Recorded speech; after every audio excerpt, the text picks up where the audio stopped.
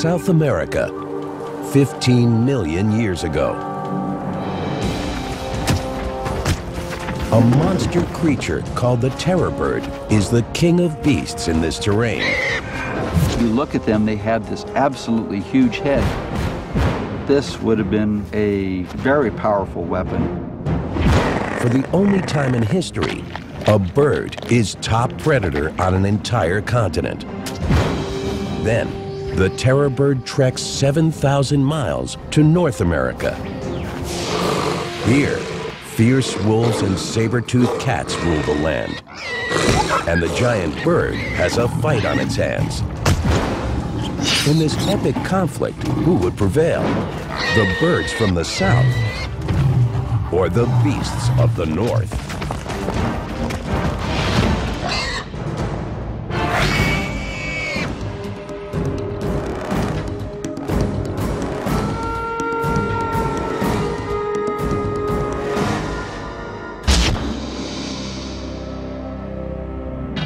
In the chronicle of life on Earth, dinosaurs reigned as history's greatest predators.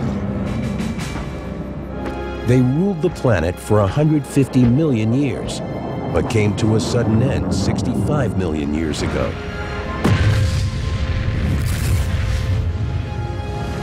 Many believe an asteroid or comet killed off the dinosaurs. Once they were gone, the job of top predator was open. Mammals would become great predators on the rest of the planet. But in South America, things were different. The Isthmus of Panama had not yet appeared, and water surrounded the continent. In this isolation, evolution took a strangely different turn. The continent was a giant island, laced with open savannas bordered by forests. Here, the mammals were docile plant eaters, ranging from large sloths to bizarre armored creatures such as the Glyptodon.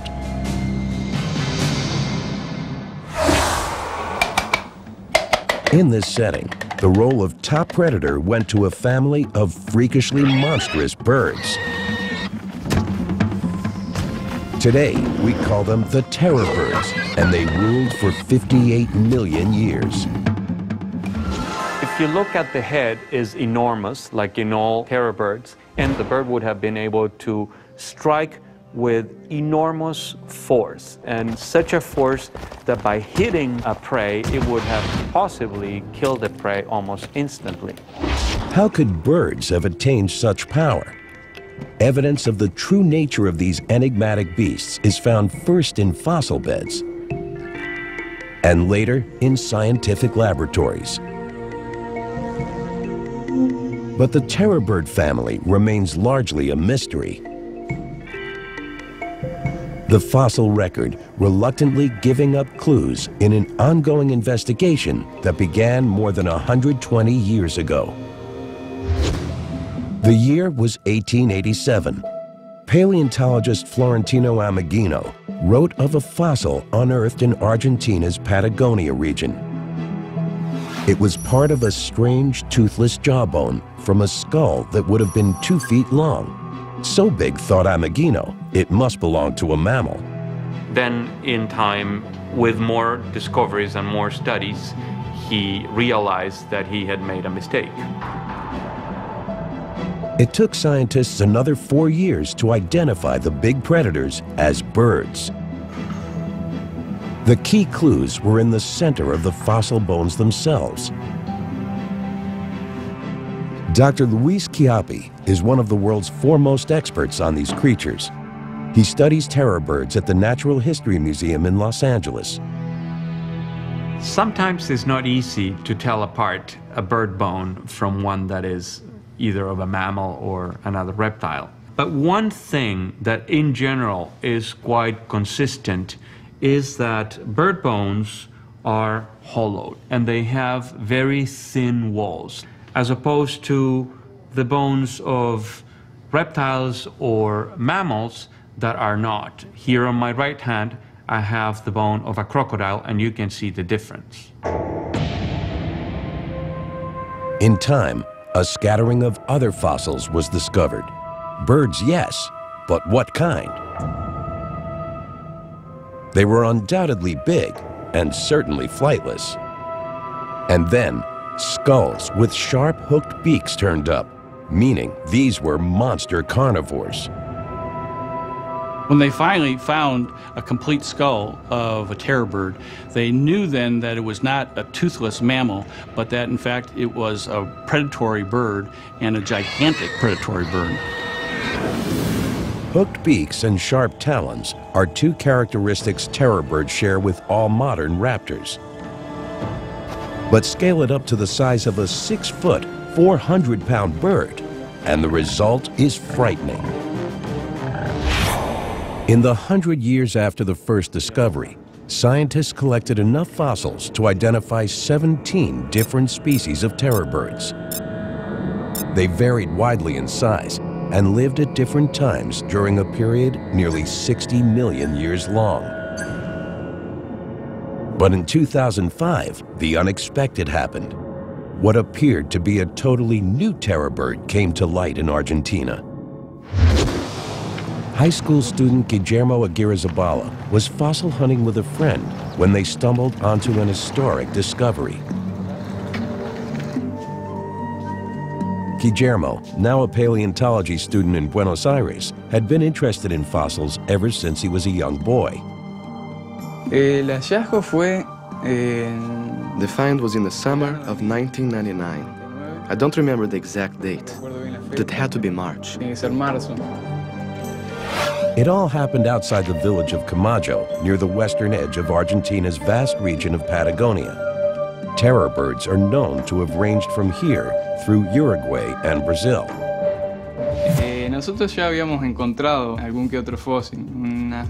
We had already found some other fossils, so we knew where to look and how to recognize fossils. This one in particular was almost completely covered. When we found the first pieces, we made contact with the Paleontology Museum in Bariloche.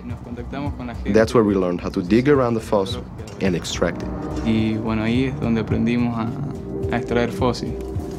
Guillermo and his friend carefully covered their find and took it 40 miles away to the town of Bariloche. They gave it to the town's tiny paleontology museum, where it remained nearly unnoticed for 5 years.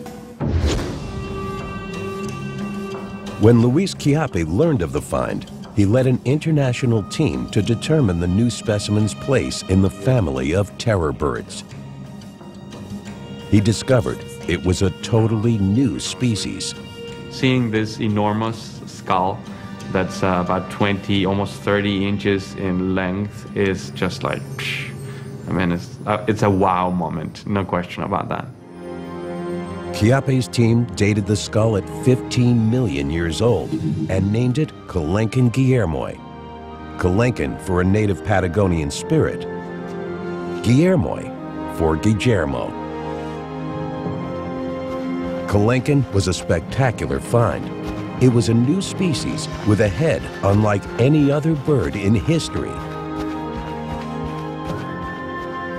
At 28 inches long and with a skull essentially bigger than that of a horse, the skull of Kelenken is the largest bird skull ever.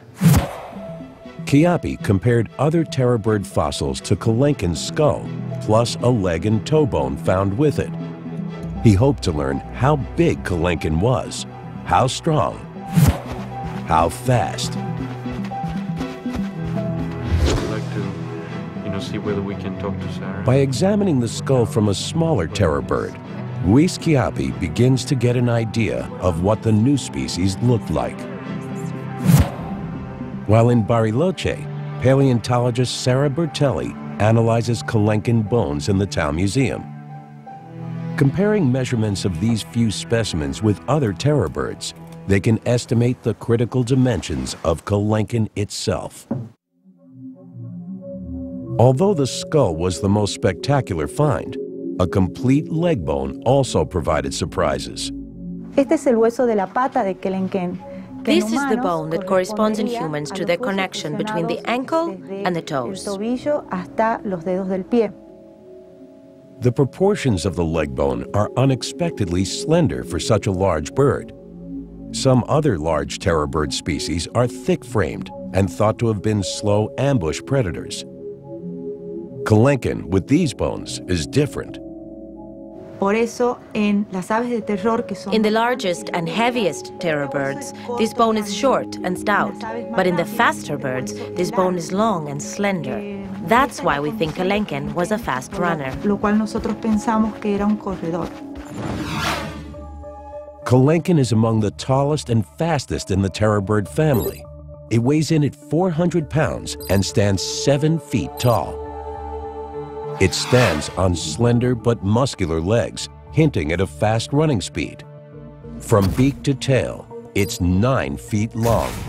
But when seen from the front, it appears surprisingly narrow at 18 inches wide, perhaps less obvious to prey animals on the lookout. But Bertelli discovers that the bird's sheer size takes a back seat to the enormous strength of its bite. The bones of Kelenken's skull bear scars of massive muscles attached to the temples, a clue to the power of its gigantic jaws. These muscles control the bite force in most animals and represent one of the things even humans have in common with terror birds. Si colocamos nuestra mano en esta zona, If we put our hand up here and open the jaw, we can feel the contraction of the temporal muscles. la contracción de los músculos temporales.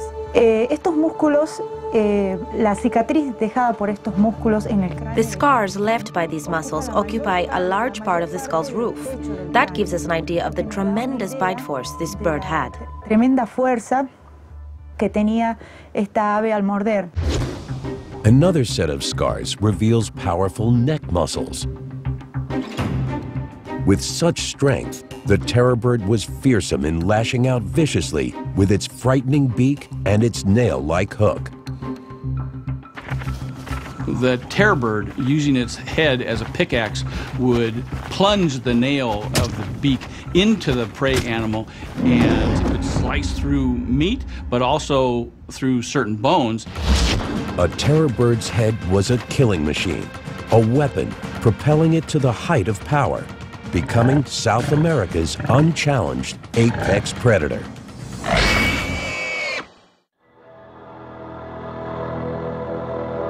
In South America, the head of the terror bird Kelenken is driving new research into these extraordinary predators. The fossil skulls of the terror bird family are evidence of their use as weapons for swift, efficient attacks. But now, advanced technology can tell us how those skulls worked. All right, this will be exciting. In the United States, 2 scientists prepare to use a medical CAT scanner to probe the inner structure of terror bird skulls. Let's get this thing set up. Larry Whitmer is a professor of anatomy at Ohio University. He's hosting Bob Chandler, a terror bird specialist from Georgia State College and University. All right. What are you doing now? Well, we're going to get it lined up here so that we can get it sort of centered and square within the X-ray beam. So we'll run the laser right down the top there. We're good. The process takes the skull of a terror bird and turns it inside out. The entire scan lasts less than a minute, but the pictures it produces will provide clues to the nature and behavior of terror birds as they lived and hunted. One thing we can tell by looking at the skull is that this is a relatively very strong skull. We can see that this pillar in front of the eye socket is really tall and strong. We see this bar along the cheek line right in this area is also tall and relatively thick, suggesting that the skull was built for both delivering and withstanding relatively large stresses. A fact that the peaceful plant-eating Homalodotherium may have experienced firsthand as it faced the terror bird Kelenken. The Homalodotherium was certainly one of the potential prey items for the Kelenken.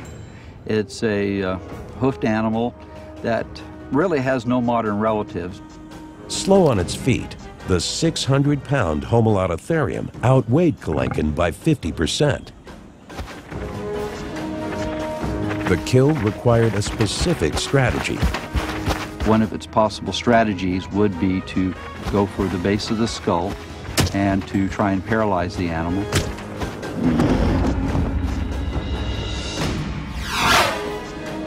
Once the prey was down, a terror bird's beak was all about shredding flesh, a familiar behavior in birds of prey even today.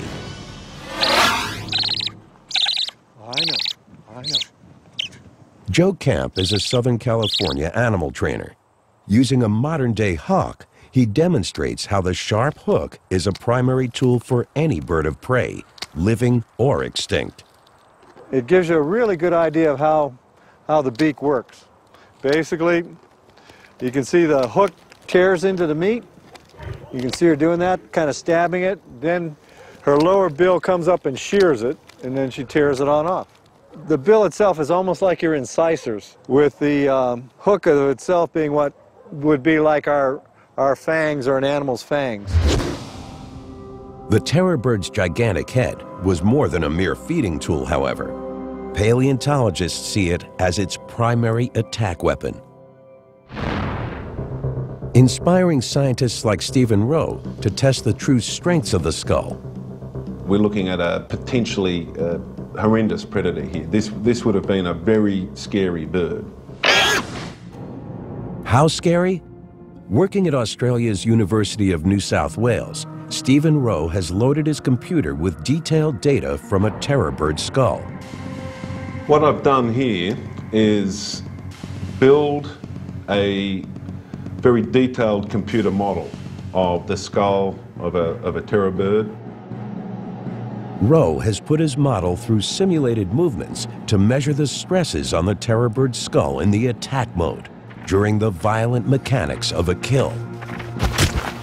What this allows us then to do is to digitally crash test the animal, or digitally crash test the skull. So we can run it through different hypothetical behaviors to assess just how well the skull performs.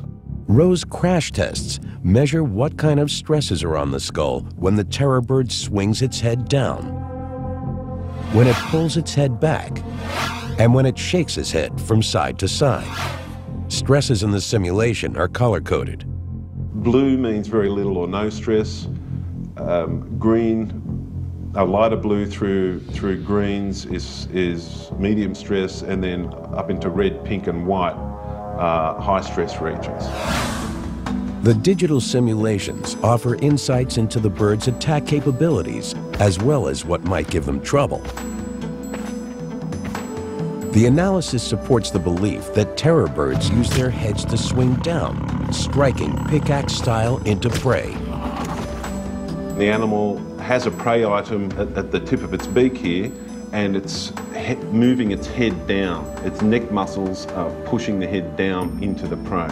Under these conditions, the beak itself is not under a great deal of stress. When the terror bird bites and pulls, the skull also shows a lot of blue, meaning very little stress. Pulling with the beak is classic behavior for a bird of prey. The terror bird is well adapted to tear that prey apart with its beak by driving the beak in and pulling with that wickedly recurved tip of the beak there. But Rowe's electronic assessment also revealed a weakness in the mighty terror bird. In attacking and feeding on prey, it would never shake its head from side to side. Here in this third simulation, the bird is biting down into a prey animal and shaking its head from side to side. And under these conditions, the terror bird's skull lights up like a Christmas tree. It really does not handle that kind of stress well at all. While Rowe's simulations show how the hardware of the terror bird's head was used, Whitmer and Chandler are reaching beneath the skull's surface to uncover clues to the creature's behavior. But here, I mean, it makes this complete shield across the top. The CAT scan goes beyond the beak, delving deeply into the terror bird's head with unexpected results. Well, one thing that the CT scan showed was really quite a surprise, and that is, if we look on the inside here, is that within the beak was a large hollow cavity. This was completely unexpected. It was completely hollow, which raised the question, why would they have this completely hollow structure? One thing I think could be going on here is that this bill, this hollow bill, was a resonating structure. They may have actually used, like some birds do today, sort of clacking movements of their jaws that would have resonated within this large hollow space. The clack of the terror bird may have been a familiar sound on the prehistoric savannas, but what was its purpose? A mating call? An alarm signal? The CAT scan can't answer those questions, but it can show us how well terror birds could hear such sounds. Well, let's zoom in here on the ear and see if we can see what's going on here. None of the terror bird's soft tissue remains, but the spaces left by organs like the brain and inner ear show what they look like in exquisite detail. This is called the cochlea, and that's the hearing organ. What this tells us, it's very long and straight. The great length of that suggests it was potentially able to discriminate sounds well. And it's in the inner ear that the CAT scan reveals the critical system controlling the terror bird's superb agility. What we can see in terror birds are a series of long, delicate, thin canals. What this suggests to us, it had very sophisticated sense of balance and making the quick turning movements that a pursuit predator has to make. What we see here is the neural equipment that allowed that to take place. A small animal scrambling to hide may have had little luck, as the terror bird would easily scoop it up and swallow it whole. A shocking example of instant gratification. If this was part of terror bird behavior, they may also have coughed up pellets of undigested fur and bone, as predator birds do today. If computer-generated images of its ear canals can tell us the terror bird was such an adept hunter, what can we learn from the same kind of pictures of its brain? Besides being larger than other animals, the terror bird brain was hardwired for eyesight. Large optic lobes, as well as expanded higher brain centers, work together to receive and process what the terror bird sees, all critical for targeting and attacking prey. There is also the surprising lack of any sizable olfactory bulb, meaning it did not make much use of smell, which strongly suggests it was a highly active predator rather than a scavenger. Some large carnivores, bears for instance, are also scavengers, relying on their sense of smell for finding dead meat. The CAT scan tells us terror birds were not members of this club. This animal clearly was not emphasizing the sense of smell. What we see here is the brain of a predator. What might have been going on inside its brain when the terror bird came across prey such as the Glyptodon? The Glyptodon is certainly one of the most distinctive South American mammals with this solid bony armor. The Glyptodon that lived at the time of the Kelenken was about a 200-pound animal. It's completely covered with armor over its back, surrounding its tail, and on the top of its head. So you're talking about an animal that would be very, very difficult to kill simply because often this bony armor might be an inch thick. Here is where terror bird brain power comes into play. Now, although we sort of have this joke about bird brains being small, this is actually a relatively large brain, and these higher centers here are the cerebral cortex. And what we can see in this terror bird is that these are expanded. And what that tells us is that this animal, in fact, did have some capacity to deal with unique things and little wrinkles in its environment. This is an animal that could potentially do some problem solving. And the thick-shelled Glyptodon was definitely a problem. I visualize the Kelenken sort of walking around this Glyptodon, trying to figure out how it's going to get to it, and basically sort of cocking one eye, checking it out. Finally, after studying the Glyptodon long enough, I think the terror bird could have figured out that if it got its foot underneath the edge of the animal's shell, it could flip it over on its back and expose its soft underbelly.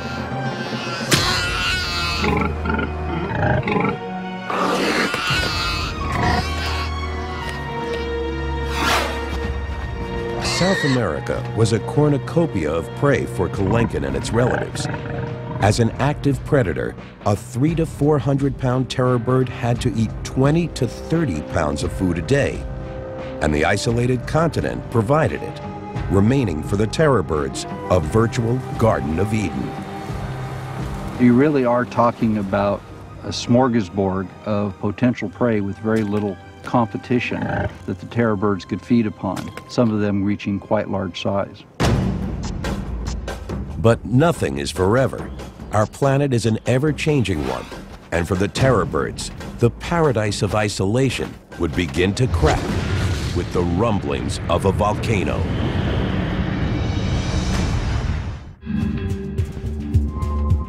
Until 1961, scientists thought terror birds lived only in South America. But a lump of leg bone and part of a toe raised an intriguing new possibility. When Titanis was first found in North America, it wasn't believed. It was thought that it had to be something else. This videotape shows scientists working underwater in Florida's Santa Fe River at the exact site where they found fragments of a creature identified as Titanis walleri, the first and still the only terror bird known in North America. Can you imagine the thrill that it was to have this first specimen, an unknown species that was here in Florida? This creature, from a continent isolated from the world by water, ended up nearly 7,000 miles from its origin. Its route was paved in the lava and ash from Earth's volcanoes.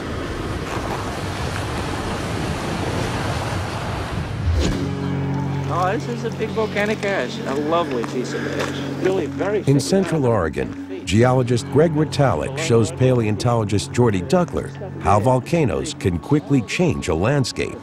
Part of a big eruption. It's a rather unusual kind of volcanic eruption. Retallick says the deposit in Oregon was created by an ancient eruption in the Pacific Ring of Fire, a string of more than 400 volcanoes ringing the Pacific Ocean from New Zealand to Chile. Part of that ring is in Panama, where North and South America were once separated by a water gap. The two continents were joined by volcanic activity in the Central American Isthmus in the late Miocene when the terror bird was on the march. The connection was formed largely from lava-producing volcanoes rising from the sea, as well as the uplifting of tectonic plates. But there's more to the story. The native jungles of the new land in Central America were not the kind of environments through which terror birds would have migrated. That's where volcanic ash deposits like the one in the Pacific Northwest come in.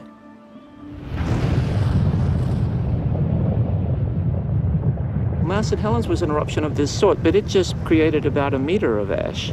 This one created 110 feet of ash, and at 600 degrees centigrade, it was a much bigger eruption than Mount St. Helens, and it would have created enormous stretches of open country. The volcano that created this deposit exploded 200 miles away. The thick layer of rock it left behind can be seen in places over an area of more than 120,000 square miles. The unfortunate creatures that are in the way of this flow, they're gone. They're toast. Everything. There are trees, animals, all sorts of things. They're just burnt to a crisp. There's no sign of it. 600 degrees centigrade, that's more than a crematorium. How fast are we talking about the motion? Anything you could outrun? Well, no, they couldn't outrun this. This is death on wheels. Between 3 and 5 million years ago, eruptions like this in Panama resulted in what Retallick calls instant land resurfacing, destroying jungle and briefly giving terror birds pathways to the north. So for the short period of time when the plants come and recolonize this devastated landscape, there's a lot of open country for open country creatures like terror birds, for example. If the terror bird encountered eruption of this sort, if it survived it, it could migrate through that new country for 200 or 300 miles. The bones of Titanis in Florida are strong evidence showing that terror birds use the Isthmus of Panama to migrate to North America.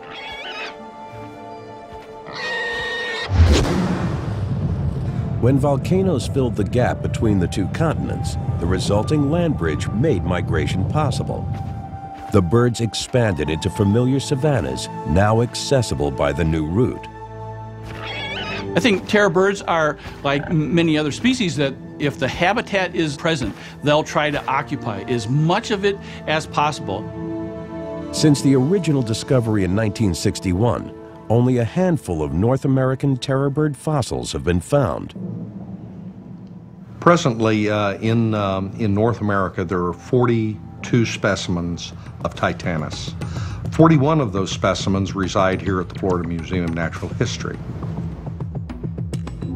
Without a skull or any other large fossils, it's almost impossible for experts to piece together a complete picture of the North American terror bird. All they have to work with are scant bone fragments. Irv Quittmeyer calculated the key dimensions for Titanis by comparing the proportions of its bones to other terror bird species.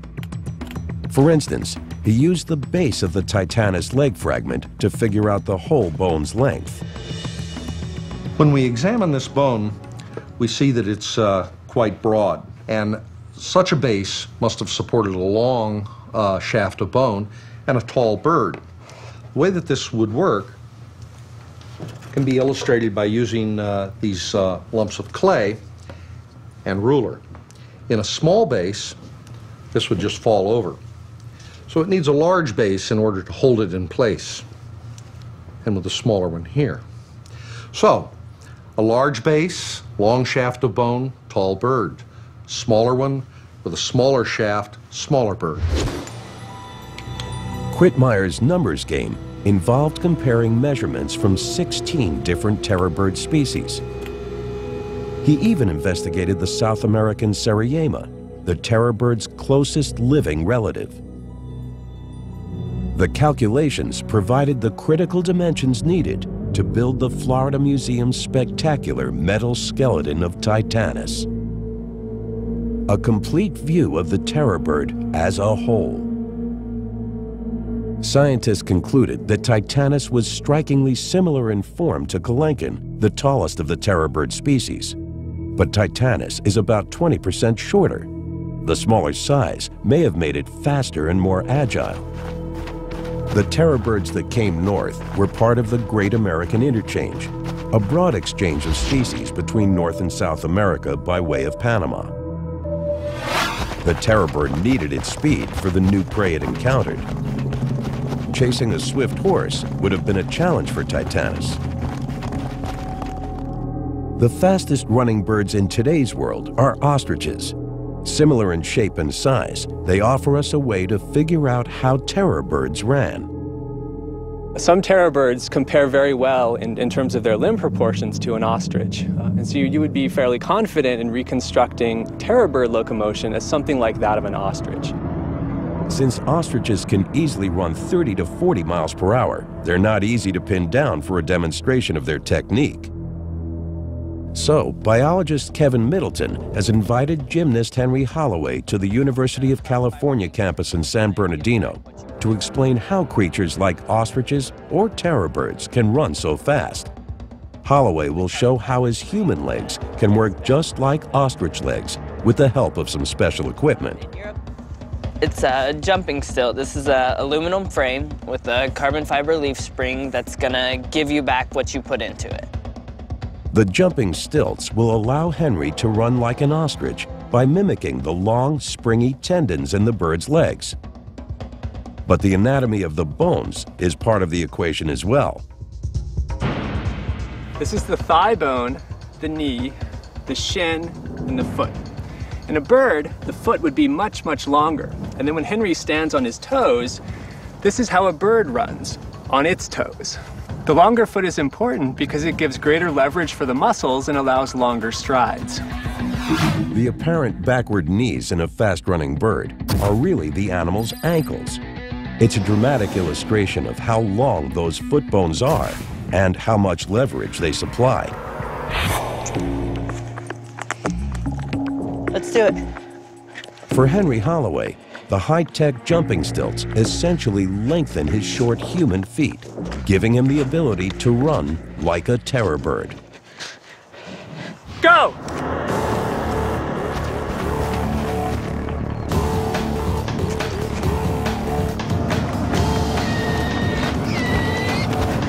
As he goes, each stride is 7 feet long, and he can do 23 miles per hour. Terror birds with bigger legs and bigger muscles had 10-foot strides and could probably do 40, just as ostriches can today. During a high-speed chase, Titanis had to run to the side of a primitive horse to avoid kicks from its hind legs. The terror bird struck effectively from this offset position. With that pickaxe, drive the nail into the back of the neck, make a severe wound there, and then allow the animal to bleed to death before they came in to finally dispatch the animal.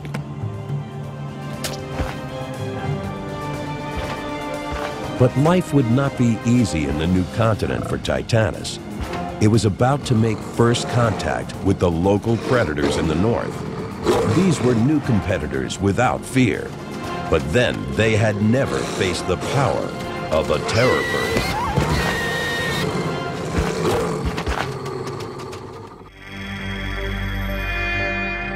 Around 5 million years ago, in what is now the southeastern United States, a mysterious newcomer from South America feeds on a primitive horse.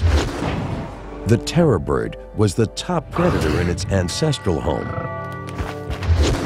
But here in North America, it has competition from creatures it never encountered before. At the same time that Titanis was here in North America, there was a small wolf-like animal called the Edward's wolf. Not as large as gray wolves today, but larger than a coyote. Hunting in a pack, the wolves are there to steal the terror bird's prey. But this is a challenger they've never seen. They depend on instinct and spread out. This is a battle for attention. Who can divert the attention of the other combatant and in which direction and for how long? If you're distracted long enough to have to fight one wolf, there's not really a chance that you can expend your energy keeping the other wolves at bay. Modern wolves are known for wearing down their targets, and their prehistoric cousins were likely the same. I think probably the defining moment is when the Titanis feels like its life is endangered. Once the terror bird gets the idea that it's, in a sense, outnumbered at a strategic level, it's probably not going to expend its energy over that carcass. It's probably going to divert its energy somewhere else. The crisis is critical for Titanis. As the wolves close in, its attention turns to escape. Neither side can sustain the tense standoff, and one swift exchange will prove decisive. Making a willing sacrifice, the wolves prevail. Lesson learned, the terror bird withdraws. Its native intelligence driving it to change its hunting strategy. So I could certainly see a terror bird after its first encounter with a pack of wolves possibly realizing that it's not worth the fight, it's going to lose in the long run, and eventually start developing avoidance behavior that if it kills something, the wolves come along, it's probably going to give it up rather than risking itself becoming a meal as well. Predators also posed a danger to terror bird eggs. Scientists believe they were similar to the eggs of ostriches, which are eaten by modern predators. In today's world, predators may be able to scare ostriches away from their eggs. Prehistoric predators, however, may have had to wait for a terror bird nest to go unguarded. If terror bird eggs were like ostrich eggs, how strong were they? To test the notion, we placed a wooden plank on a single ostrich egg and added iron weights 25 pounds at a time. The plank concentrates all the weight at one point on the shell. But even with this stress, the egg supported 175 pounds before finally breaking under the load. But the strength is illusory. An egg dropped from 2 feet cracks easily. One egg rolled against the other does the same.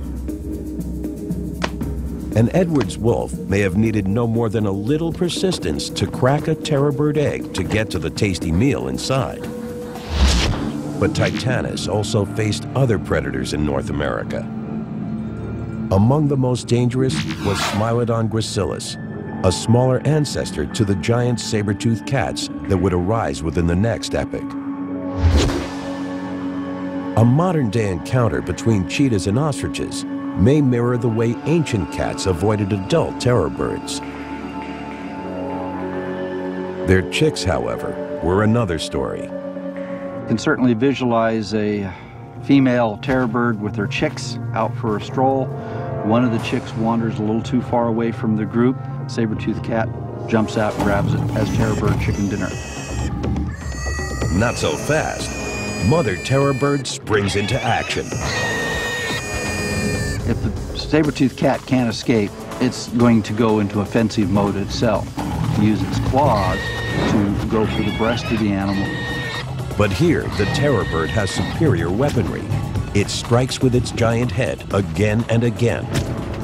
The cat is killed. But too late to save the unlucky chick, lying nearby with a broken neck. Life in North America must have been more difficult for the terror birds than it was in the South. Here, it faced predators like the cats and wolves, destined to evolve into the giant megabeasts of the future. These new competitors threaten the terror bird's very existence. Titanis as a species was in mortal danger.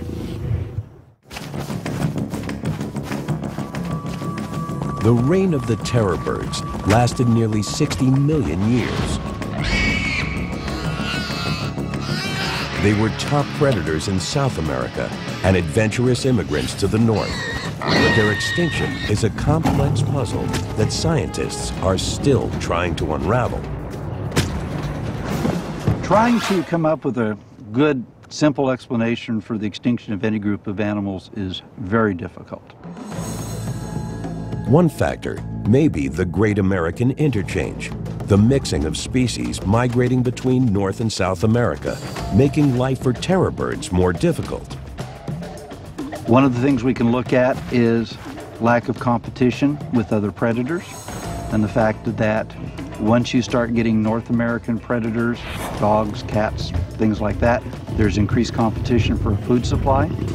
2 million years ago, terror birds in North and South America may have been hard-pressed to find a meal when saber-toothed cats shared their territory. The pressure from predators and competitors may be two factors in the terror bird's extinction, but there's also a larger picture. It's my opinion that the terror birds were not outcompeted by mammalian predators, but in fact it was a global change in climate. 2 million years ago, the Earth entered its series of ice ages. The glaciers in the north tied up ocean water as ice. The sea levels dropped, which lowered the groundwater table in places like Florida, where Titanis lived. The landscape dried out.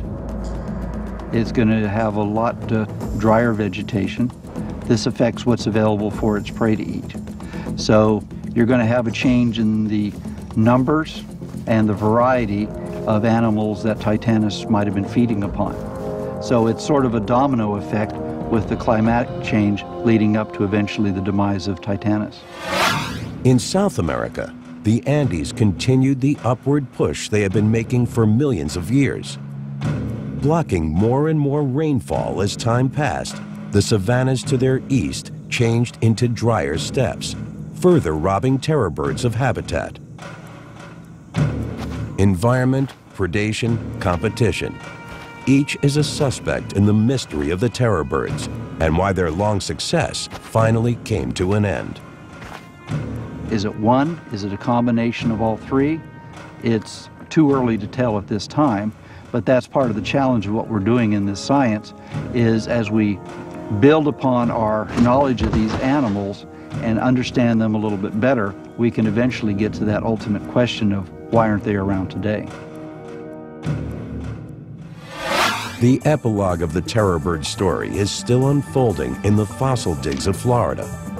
While the big birds were known to have roamed the earth millions of years ago, it was once considered possible that Titanis, the last of the terror birds, may have lived as recently as 10,000 years ago. This means they might have had contact with humans. Titanis, we have not seen a single fragment. It's probably just not the right environment for Titanis.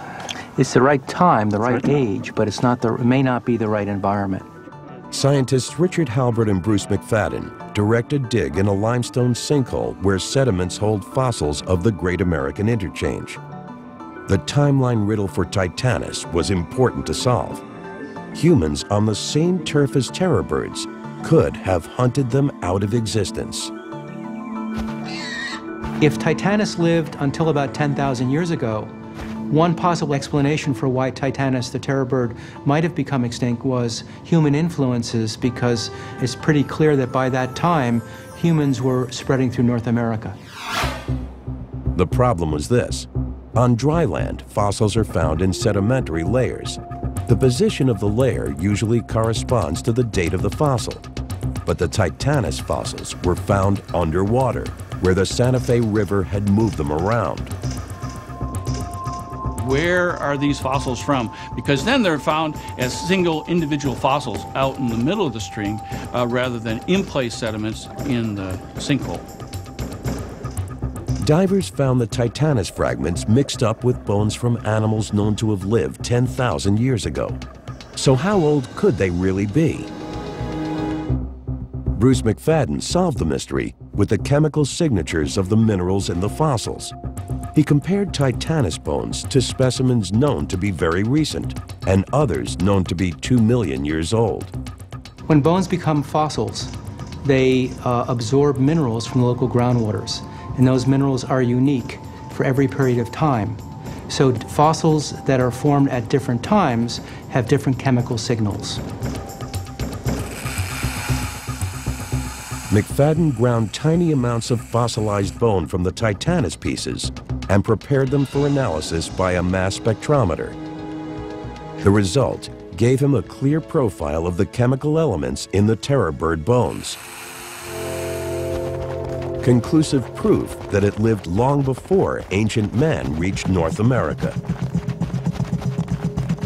And we have two basic patterns. We have a pattern for the very young bones that are about 15,000 years old. And then we have another pattern of bone, which actually is up here, that represents animals that are 2 million years old. And the Titanis specimens plot exactly over the concentrations of elements of the 2 million year old fossils. But amazingly, the story didn't end there. The terror bird had more to tell us about its survival in the north. McFadden also found that a Titanis fossil from Texas was not 2, but 5 million years old. It means the terror bird lasted in North America for at least 3 million years, a long run for any species. It's a remarkable statement of adaptation and a fitting last act for this spectacular family of predators. Despite a wide range of new competitors, Titanis was the proud successor to the terror bird legacy. In its final home in North America, it didn't just survive, it thrived.